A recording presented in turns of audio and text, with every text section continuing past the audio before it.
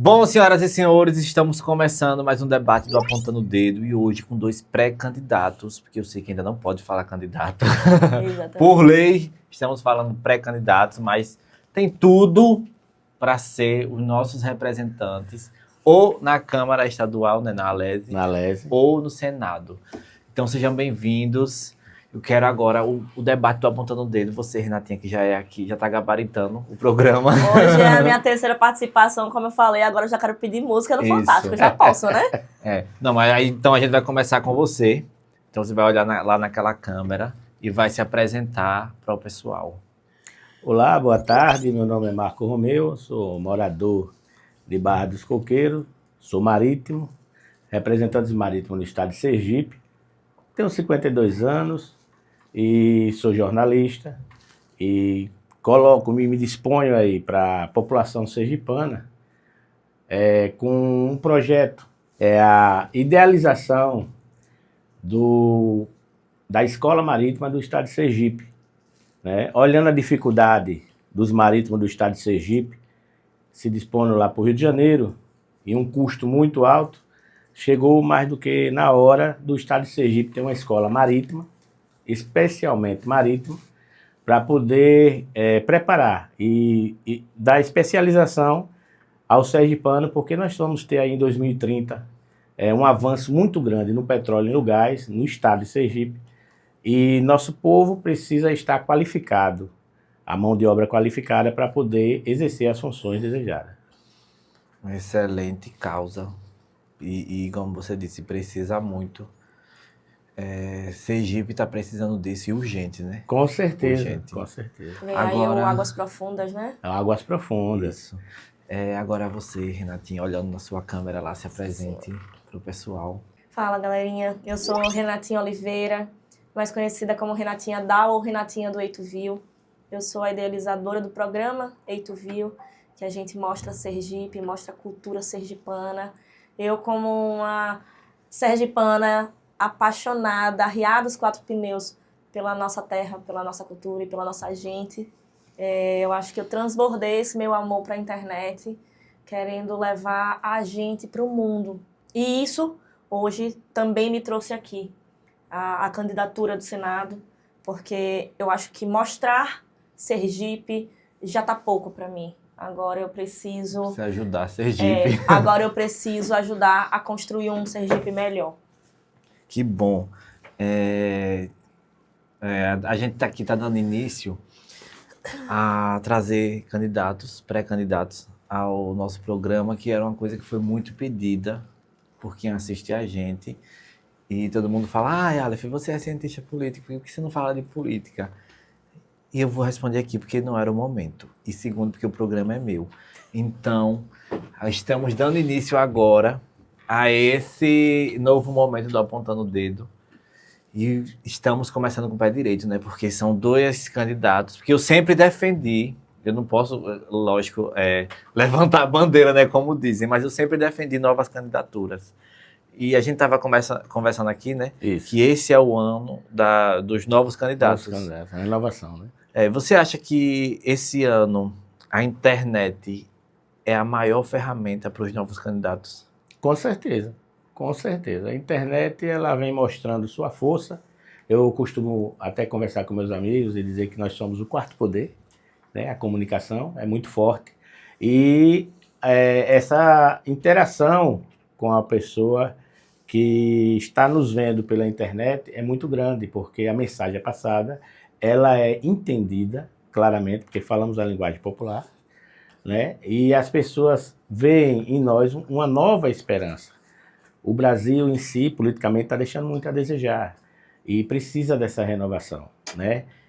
A Alese, ela não é de família nenhuma, ela é dos sergipanos.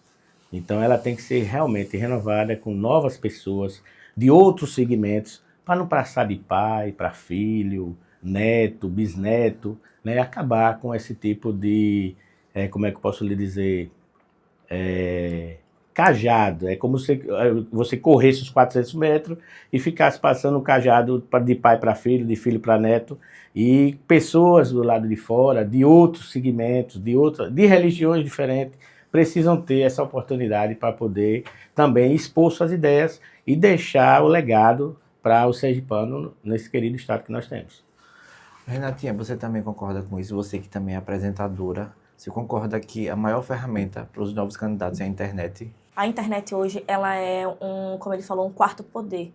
Hoje não existe uma empresa sem rede social, não existe um serviço sem rede social, assim como não existe a política sem rede social, porque a rede social, ela aproxima o povo do poder. É uma forma de o povo também gerir o nosso país, o nosso estado, o nosso município, porque dá voz a quem antes não tinha voz. Hoje a gente consegue fazer barulho sem precisar estar dentro de nada.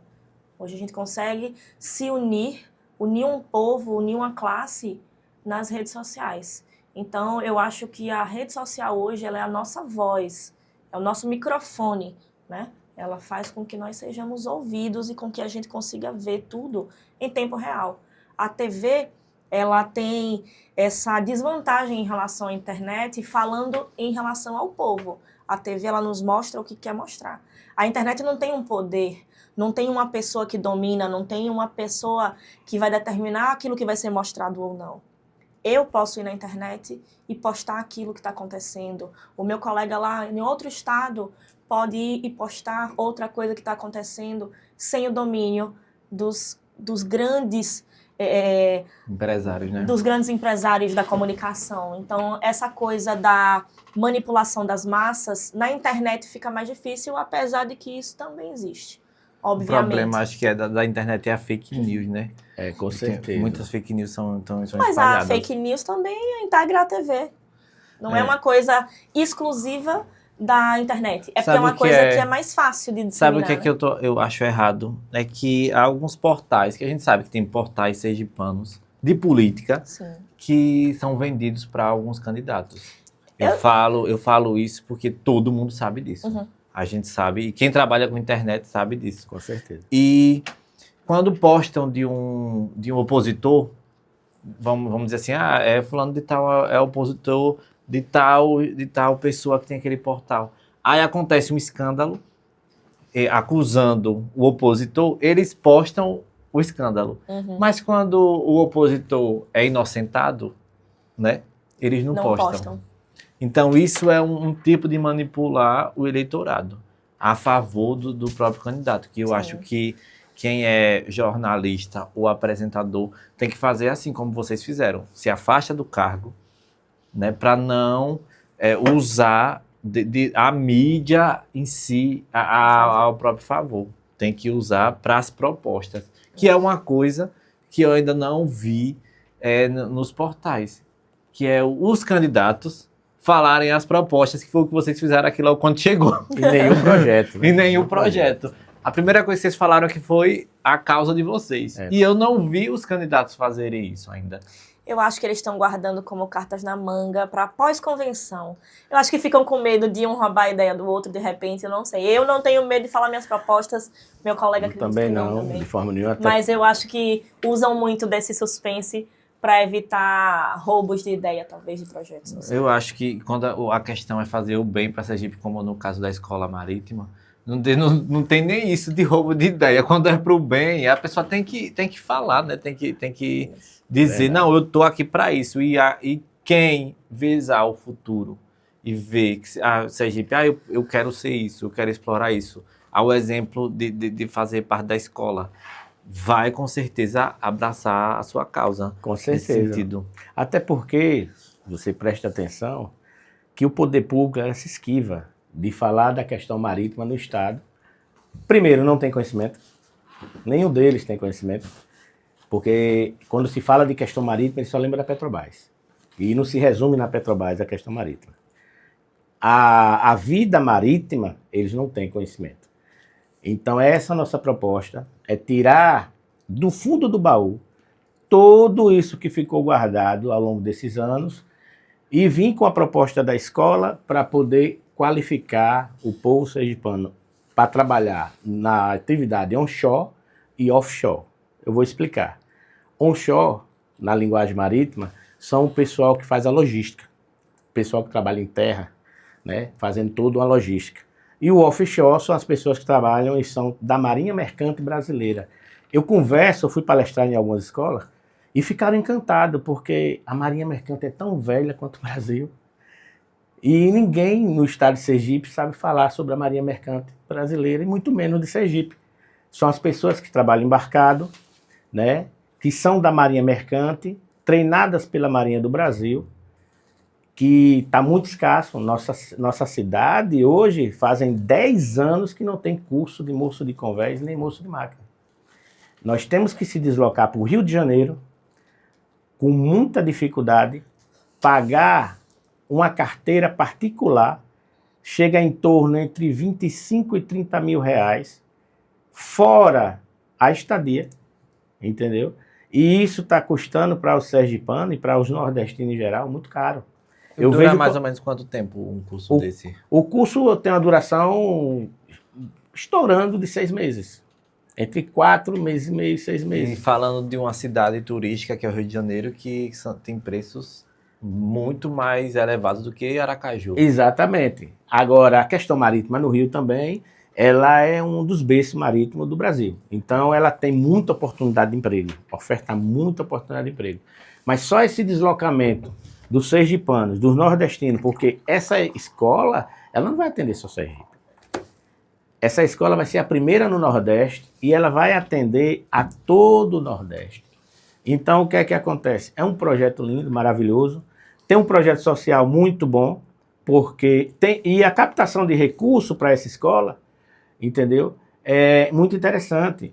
Ela não depende de emenda, ela não depende de emenda positiva, impositiva, emenda PIX, não depende de nada disso. Ela apenas depende pura e literalmente do petróleo e do gás do Estado, né? O pulo do gato, só quando a coisa for para a mesa, aí eu falo como é que faz as coisas. Ou seja, essa escola não depende, vamos dizer assim, de gabinete de ninguém. Não. Seria um projeto para que ela existisse. Ela existisse. Como ela vai existir? Aí vão dizer assim, não depende de gabinete, e por que você saiu candidato a deputado estadual? Porque eu estou cansado de ir a prefeito. Eu estou cansado de ir a vereador. Eu estou cansado de ir atrás das pessoas que podem fazer as coisas acontecerem e não acontecem. Essa escola já podia estar existindo em Barra dos Coqueiros, mas ela é rejeitada pelo poder público. Então eu resolvi, de uma forma assim um pouco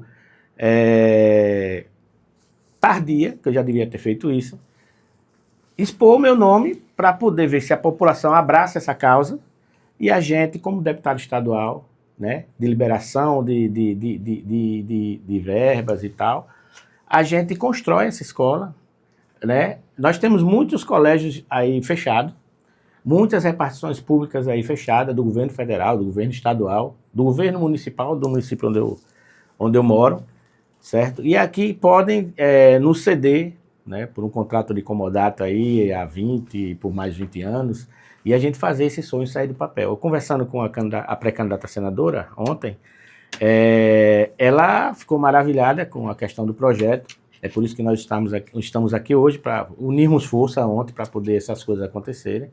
E ela achou muito interessante, porque existe um dinheiro que sai do petróleo e do gás chamado royalty. É aí onde está a fonte de vida dessa escola. Quer dizer, nós vamos devolver aquilo que é nosso. Vai fazer o dinheiro girar dentro do Estado. Exatamente. E aí, aqueles 25 mil ou aqueles 30 mil reais que se paga por uma carteira particular no Rio de Janeiro, vai se transformar numa taxa mínima de R$8, na onde a gente vai converter para obra social, para asilos, para creches, para entidades carentes. Ainda tem essa vertente que vai ser feito para esse tipo de taxa que vai se pagar, né? Não existe nada de graça. Eu fico horrorizado quando o poder público fica ofertando as coisas de graça, né?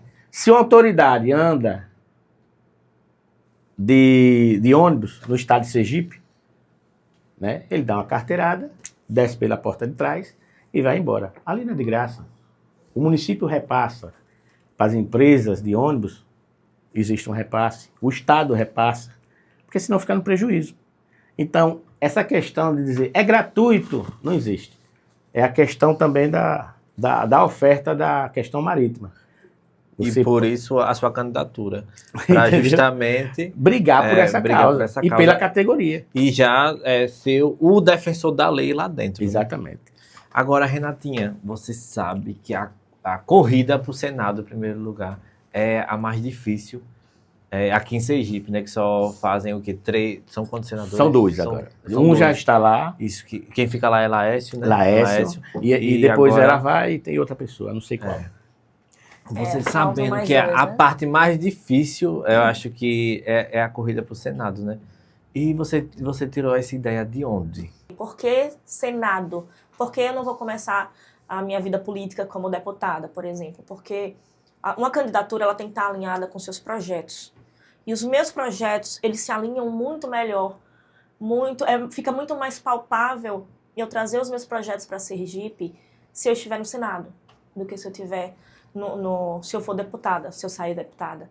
Então, assim, como é que chama? As funções de um senador e de um deputado, elas têm suas diferenças, mas elas também têm suas semelhanças. Nem todo mundo sabe, mas assim, ambos, tanto senador quanto deputado, ele vai legislar, que é criar leis para trazer benefícios para o seu estado, quanto eles vão fiscalizar o executivo. Então, a minha função é trazer os meus projetos para Sergipe, seja como deputada ou seja como senadora.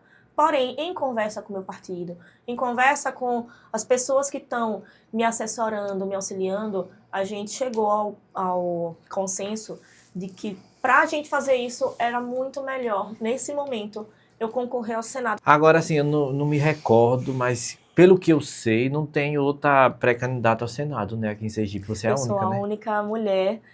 Nossa última senadora foi nossa saudosa Maria do Carmo, que ficou no cargo aí de 99 até 2023, honrando aí nós mulheres lá no Senado, depois da ausência dela. Porque você sabe que a gente fez outros programas falando sobre autismo, e isso é uma causa muito, muito, muito, vou dizer assim, forte hoje em dia para os brasileiros. Agora, para você, por que é que você escolheu logo essa causa? Aleph, assim, eu não vou dizer a você que a gente não pode ser hipócrita e dizer que a gente não vai ali brigar por uma coisa que já doeu em você, que já doeu em mim. A gente briga também por dores que foram nossas, né? Obviamente. E eu tenho na minha família casos de autismo, e eu vivi a situação de uma perda muito triste, que foi de alguém que era uma mãe solo de um filho autista, com um nível de suporte que precisava muito da mãe por perto. E eu pude ver até o último momento o desespero de uma mãe não poder morrer. Não poder morrer porque não quer morrer, mas não poder morrer por não saber como ficaria o seu filho. Graças a Deus, ele tinha suporte de toda a família, de irmã, mas eu pude ver, a gente podia ver o desespero dela não querer ir embora porque ela não podia abandonar, porque ela era o suporte da vida dele, era ela que ia para terapia, era ela que cuidava dele, era ela que dava colo quando ele tinha crise, era tudo ela. E a gente, quando recebeu o diagnóstico dela, quando a gente soube do prognóstico dela, que não era, infelizmente, um prognóstico muito bom, a gente via no olhar dela e na fala dela que a preocupação dela não era simplesmente a vida dela acabar, mas como ficaria a vida dele sem ela, entende? E foi uma perda muito difícil, porque a gente sofreu a perda dela e a gente sofreu a preocupação dela. E depois disso, isso ficou muito marcado em mim, que inclusive o meu filho mais velho, a gente passou por esse limbo aí de uma investigação, ele tinha uma suspeita de autismo também. Então, quando surgiu essa possibilidade do meu filho ter autismo também, veio tudo isso na minha cabeça. Ela ainda não tinha falecido, mas eu já vi a luta dela. Então, é uma dor que eu conheço de perto.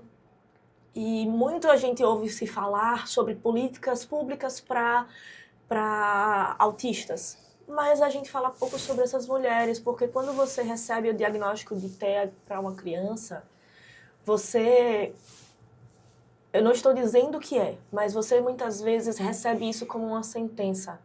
Uma sentença para o seu filho e principalmente uma sentença também para a mãe. Porque quem fica normalmente, na maioria das vezes, é a mãe. Que Isso. deixa seu trabalho, que deixa sua faculdade, que deixa seus estudos. Então, a vida profissional da mulher, ela muitas vezes se encerra ali. Uma causa justa, claro, os nossos filhos são nossas prioridades. Mas e se a gente pensar em possibilidade para que essa mulher construa um patrimônio, construa uma carreira e ela consiga deixar, se for o caso, porque a lei da vida que as mães e os pais vão antes de seus filhos. Então, por que a gente não dá pelo menos o direito a essa mulher de um dia morrer, sabendo que deixou o seu filho com suporte pelo menos financeiro? E a minha proposta é justamente brigar para que exista uma política pública, não só em Sergipe, mas nacional, e que exista centros, né? A gente brigar por verba para que exista centros de educação para mães atípicas, que tenha integrado ali um espaço de acolhimento para o seu filho, que ela vai estar estudando, construindo uma carreira, e ao mesmo tempo ela vai ter o seu filho por perto, que vai estar sendo estimulado, mas ao mesmo tempo ela vai estar dando suporte ali pertinho dele, entendeu? Então a gente briga para que a mãe atípica volte a ter vida, a ter perspectiva por ela e pelo seu filho. Agora, Romeu, uma coisa que está na minha cabeça, assim, como é que vai ser a criação dessa escola? Ela não é uma escola comum, né? No artigo 2 do Estatuto do Sindimares, o Sindicato Marítimo do Estado de Sergipe, fala que nós podemos criar, né, escolas pré-vocacionais para o ensino profissional marítimo, para a área marítima. Eu não posso pegar do nada e essa escola ser criada, né? Porque quem detém a assinatura dos certificados, a confeccionamento das carteiras marítimas, é a Marinha do Brasil. Então, tem que haver essa conexão, né, com a Capitania dos Portos, a Marinha do Brasil, a Capitania dos Portos do meu estado, a Marinha do Brasil, a DPC, para poder ter uma liberação da própria Marinha para o funcionamento da escola para alguns cursos. Isso não impede do Sindimares criar a escola e começar a ofertar cursos, né, com outras entidades de ensino, como a nossa querida JJR aqui no estado, que dá curso de salvatagem, HILTS, para as pessoas que são soldador, caldeireiro, poderem trabalhar em plataforma. A gente pode ofertar esse tipo de curso, entendeu? Sim. Até porque a gente vai estar gerenciando, né, a parte financeira e vai ter essa parceria futuramente. Eu estou aqui até adiantando, eu nem falei com os parceiros, mas é já um convite para a JJR aqui do estado, né, para podermos fazer essa parceria. Os outros cursos que a gente almeja vai depender muito também do diálogo, né, do bom senso, né, da nossa Capitania dos Portos, né? Eu até mando um salve para o nosso capitão dos portos e toda a sua equipe, para podermos começar a girar essa engrenagem, entendeu? Entendi. Temos também a participação futura também. Eu estou aqui adiantando coisas que eu nem sentei com as pessoas ainda para conversar, mas são coisas do projeto e não é nenhuma, como é que diz assim, não é segredo. O projeto é esse. É um projeto onde pessoas e entidades vão ser convidadas, entidades de ensino vão ser convidadas, né? Nós temos um único centro de treinamento de combate a incêndio, né, aqui no estado de Sergipe, que é São Cristóvão. Então, a gente também tem essa vontade de trazer para perto do projeto, todos vão ser agraciados. Só uma observação na questão de as enfermeiras, os garçons, os cozinheiros, eles vão ter mais uma porta de emprego, uma oportunidade para poder mostrar o seu trabalho. Não em terra mais, mas no mar, né? A capitania hoje, ano a ano, oferta o curso de taifeiro, enfermeiro e cozinheiro. É o único curso que eles ainda estão movendo essa engrenagem na Capitania dos Portos. Recentemente agora vai ter aí a lista de pessoas que passaram. Lá tem que fazer um concurso, né? Depois as pessoas são selecionadas. Aí quem já tem sua certificação, teve a nota e já vai começar a estudar para poder tirar essa carteira marítima. Bom, eu quero agradecer a vocês por terem vindo. Muito obrigado mesmo por confiarem aqui no Apontando o Dedo. E agora, você, Romeu, olhando na sua câmera, o que é que você quer deixar aí de mensagem para o público? Primeiro, agradecer à Democracia Cristã por essa oportunidade, né? Agradecer também à vida por conhecer pessoas como nossa senadora aí, pessoa maravilhosa, extrovertida. E eu acho que ela está no lugar certo e no caminho certo, né? Temos que tentar, né? Temos que avançar.